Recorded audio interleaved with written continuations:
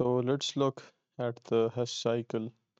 Let's understand a little bit of its concept. तो imagine करो कि आपके पास एक कंपाउंड है um, लेट्स से आपके पास दो कंपाउंड्स हैं Z और X और वो क्या करते हैं वो बेसिकली एक चीज़ बनाते हैं Y। अब आपने इस रिएक्शन का एंथैल्पी चेंज निकालना है and you don't know what that is. ठीक है, आप फ़र्ज़ करो कि आप एक एक्सपेरिमेंट करके और इसको मेजर नहीं कर सकते। You don't have the right tools या you don't have the right equipment या कोई भी मसला है जिसकी वजह से आप इस रिएक्शन का एंथैल्पी चेंज नहीं मेजर कर सकते। बट गेस व्हाट, आप क्या कर सकते हो, आपको पता है कि Z और X जब रिएक्ट करते हैं तो वो क्या करते हैं, वो रिएक्ट करके कुछ और बन जाते हैं। ठीक है, लेट्स सपोज मैं आपको कहता हूँ Z और X रिएक्ट करके हम मतलब एक तो ये रिएक्शन है ना, फ़र्ज़ करो कि हमारे पास एक और किस्म का रिएक्शन भी होता है जब Z और X रिएक्ट करते हैं और उस रिएक्शन के अंदर वो कोई कंपाउंड बनाते हैं जिसका नाम होता है A। अब लेट्स सपोज ए फिर कोई रिएक्शन करता है या डिकम्पोज होता है या ए के साथ कुछ होता है और फिर ए बन जाता है वाई। एंड आपको कौन से इंथाल्पी चेंजेस पता हैं आपको इस रिएक्शन का? एक second, let's use a different colour over here. तो आपको इस रिएक्शन का एंथैल्पी चेंज पता है एंड उसके बाद आपको इस रिएक्शन का एंथैल्पी चेंज पता है। ठीक है, तो आपको दो एंथैल्पी चेंजेस पता हैं and I am going to show you guys how you can use these two enthalpy changes to find out this enthalpy change. और यही है हेसेस लॉ। तो हमें क्या पता है, हमें पता है कि Z और X रिएक्ट करके A भी बनाते हैं Y की जगह। ठीक है, ज़रूरी नहीं है कि वो Y बनाए, वो A भी बनाते हैं।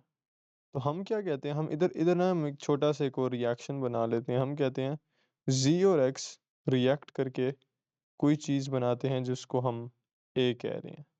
ठीक है, एंड देन ए क्या कर सकता है, ए बेसिकली कोई रिएक्शन करके या डिकम्पोज होके या कुछ करके ए वाई बना सकता है।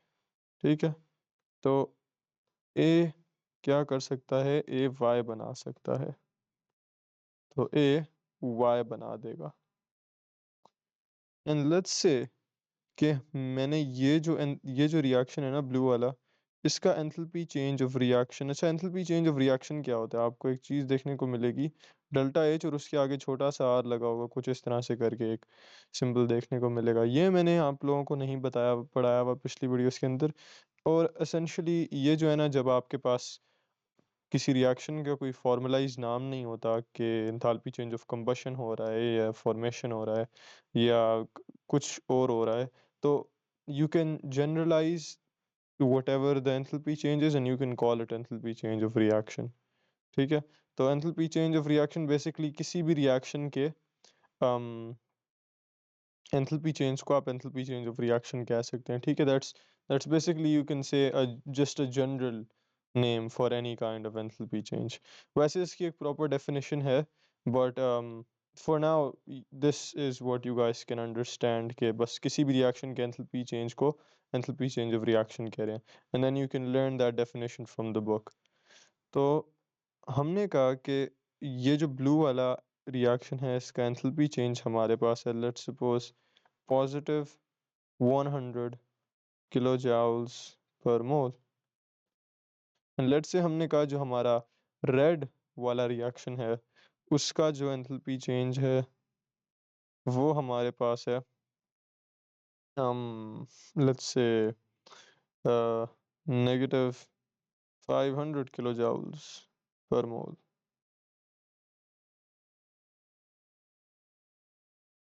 तो दैट मीन्स कि ये जो चीज़ जा रही है नीचे, ये है पॉजिटिव 100 किलो जूल्स पर मोल और ये जो चीज़ जा रही है ऊपर ये है नेगेटिव 500 किलोजूल्स पर मोल।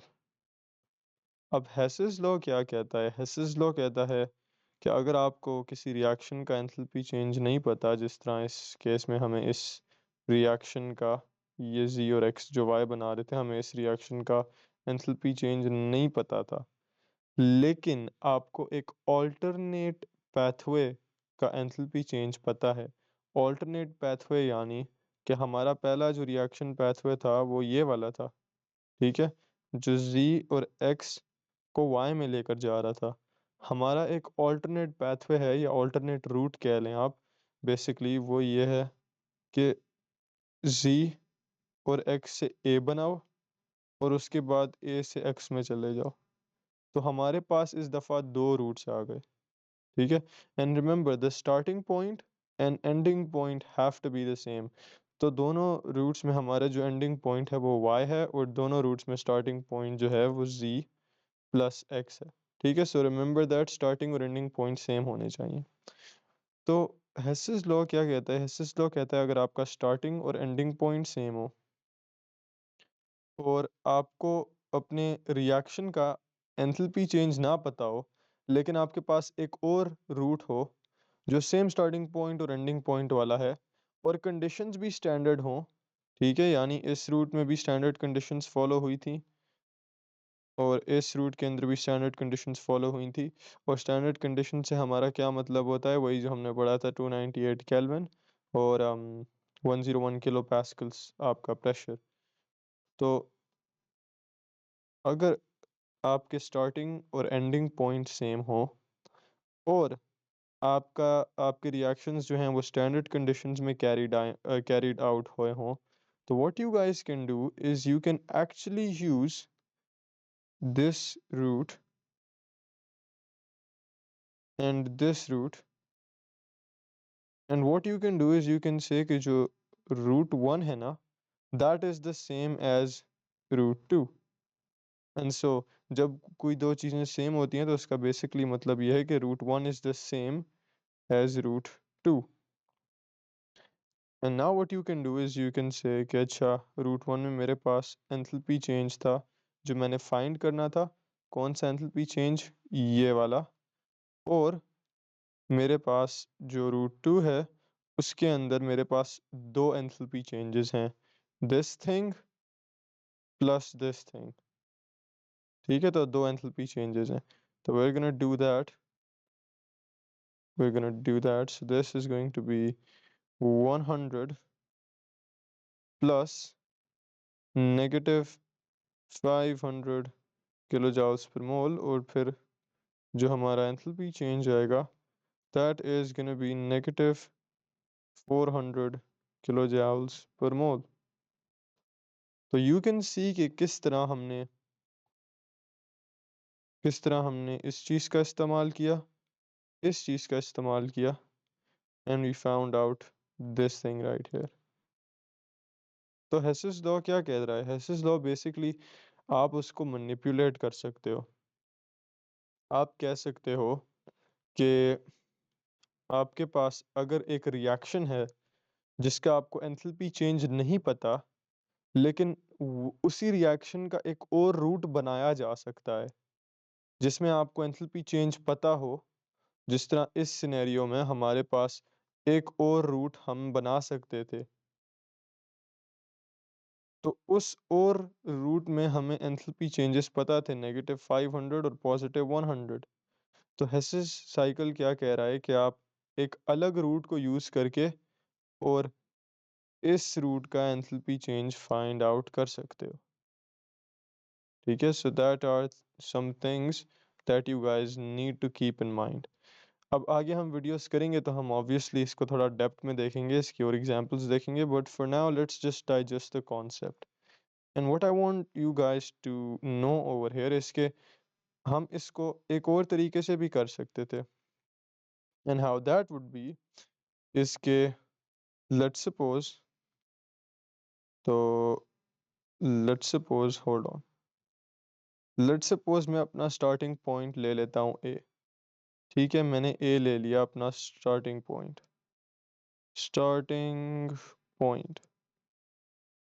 और मैं y को ले लेता हूँ अपना एंडिंग पॉइंट। एंडिंग पॉइंट, ठीक है? ये मेरा एंडिंग पॉइंट है, ये मेरा स्टार्टिंग पॉइंट है। अब how many ways can you go from your starting point two your ending point? ठीक है, कितने रूट्स बन सकते हैं पॉसिबली? कितने रूट्स आप बना सकते हो अगर आप ए से स्टार्ट करो और आप वाई पर जाओ? तो let's look at that. Well, पहला रूट तो हमारे पास ये बिल्कुल हमारे सामने बहुत ऑब्वियस तरीके से बना हुआ है। और अब फिर दूसरा रूट कौन सा हो सकता है? वेल, दूसरा रूट जो है वो ये वाला हो सकता है। ओ नो, बट ये एरो तो इस तरफ है, तो हमें तो इसका मतलब है इस तरफ जाना पड़ेगा। But we can do that, can we? तो अगर आप लोगों ने मेरी पिछली वीडियोस देखी हैं, जिस तरह एंथैल्पी चेंज ऑफ कंबशन और एंथैल्पी चेंज ऑफ फॉर्मेशन वाली, तो आपको याद होगा कि मैंने बताया था कि when we have a reactant and that is being converted into a product, तो अगर आप उस रिएक्शन के अंदर एनर्जी कुछ रिलीज करते हो और फिर आप उस प्रोडक्ट को रिवर्स करना चाहते हो, तो जो एनर्जी आपने शुरू वाले रिएक्शन में रिलीज की होगी, आपको एग्जैक्ट उतना अमाउंट वापस अब्जॉर्ब करना पड़ेगा। मीनिंग, अगर आपने एनर्जी रिलीज की है, energy release is denoted by the negative symbol. अगर आपने एनर्जी रिलीज की है -100 किलो जूल्स पर मोल, तो अब जब आप प्रोडक्ट को रिएक्टेंट में कन्वर्ट कर रहे होगे, आपको एग्जैक्टली 100 अब्जॉर्ब करनी पड़ेगी, और हम अब्जॉर्बिंग को पॉजिटिव सिंबल से डिनोट करते हैं। तो आप अब पॉजिटिव 100 किलो जूल्स पर मोल अब्जॉर्ब करोगे। And in the same way, आपने यहाँ पर जो दो रूट्स बनाए, ये आपका रूट 1, ये आपका रूट 2, तो when you are gonna be going on your route 2, तो आप इस पॉजिटिव 100 के अगेंस्ट जा रहे हो। तो आप क्या करोगे, आप इसका सिंबल चेंज कर दोगे, इसको आप नेगेटिव कर दोगे। तो let's look at how this is gonna turn out. ठीक है, so that is going to be root 1 is equal to root 2। ये मुझे कैसे पता चला root 1 is equal to root 2? Well, that is what the Hess's law और the Hess's cycle says, कि अगर आपका स्टार्टिंग पॉइंट सेम हो, दोनों रूट्स का स्टार्टिंग पॉइंट ए था, आपका एंडिंग पॉइंट सेम हो, दोनों रूट्स का एंडिंग पॉइंट वाई था, और अगर जो आपके सारे रिएक्शंस हैं, मतलब हमारे पास ये जो तीन रिएक्शंस थे, ये सारे के सारे रिएक्शंस स्टैंडर्ड कंडीशंस के ऊपर कैरी आउट हुए हों, तो आपके रूट्स जो हैं वो they are equal to each other. और मुझे कैसे पता चला ये स्टैंडर्ड कंडीशंस के ऊपर कैरी आउट हुए हैं? तो वेल, ये मैं आपको बता दूं कि आपको जो एग्ज़ाम में क्वेश्चंस दिए जाएंगे, वो ज़ाहिर बात है स्टैंडर्ड कंडीशंस के ऊपर ही होंगे, वरना फिर तो हेस साइकिल से आप कुछ कर ही नहीं सकते हो। हेस साइकिल बनाने का कोई फ़ायदा ही नहीं है, क्योंकि हेस साइकिल उसी फाउंडेशन के ऊपर काम कर रहा है कि आपके एंथैल्पी चेंजेस जो हैं वो स्टैंडर्ड कंडीशंस में होने चाहिए। अगर वो स्टैंडर्ड कंडीशंस में नहीं होंगे, फिर ये R1 R2 लगाने का तो कोई फ़ायदा ही नहीं है। तो उसके ऊपर तो कोई क्वेश्चन नहीं सॉल्व हो सकता। तो वो आपको जितने भी एंथैल्पी चेंजेस देंगे, वो सारे जो हैं they are gonna be at the standard conditions, और वो ऊपर इस तरह से एक सिंबल भी होगा दैट्स गोना डिनोट कि अच्छा ठीक है, स्टैंडर्ड कंडीशंस के ऊपर सब कुछ कैरी आउट हो रहा है। तो एनीवेज, हमने किया R1 इक्वल्स R2। R1 हमारे पास है -500, R2 हमारे पास है 100 किलो जूल्स पर मोल इधर जाते हुए, लेकिन हमने इसको रिवर्स करना है क्योंकि अब हम ऑपोजिट डायरेक्शन में जा रहे हैं। So that is gonna be -100, and then हमने इस तरफ जाना है, तो that is plus delta H R या डेल्टा एच, ठीक है, डजेंट मैटर। तो इस चीज़ को दोबारा से सब्जेक्ट बना लो, and what you gonna notice इसके हमारे पास कुछ इस तरह से इक्वेशन बन जाएगी। And if you rearrange this equation, if you bring the, so that's gonna look something like this, and you can see that this is the exact same thing, this is the exact same thing, as this thing right over here. ठीक है, तो and में आपका वही conclusion आ गया, this is going to be -400 kilo joules per mole. तो idea क्या है यहाँ पर? आइडिया ये है कि अगर आपका स्टार्टिंग पॉइंट और एंडिंग पॉइंट सेम हो और एट द सेम टाइम आपको एक ऑल्टरनेट पाथवे पता हो, जिस तरह हमारे पास शुरू में ये वाला रिएक्शन था, हमें इसका एंथैल्पी चेंज नहीं पता था, लेकिन हमें पता था कि z और x एक और तरह से भी y में जा सकते हैं। ठीक है, हमें इसका एक ऑल्टरनेट रूट पता था। ये हमारे पास था रूट 1, ये हमारे पास था रूट 2, और वो दूसरा रूट कौन सा था? वो ये था कि पहले z और x को a में कन्वर्ट करो और उसके बाद a को y में कन्वर्ट करो। तो इंस्टेड ऑफ डायरेक्ट कन्वर्जन के, जिसके लिए हमें एंथैल्पी चेंज, ये वाला जो एंथैल्पी चेंज है, ये नहीं पता था, हमने क्या किया, हमने एक ऑल्टरनेट रूट बनाया जिसके एंथैल्पी चेंजेस हमें पता थे, और हमने हेसिस लॉ को यूज़ करके उन एंथैल्पी चेंजेस से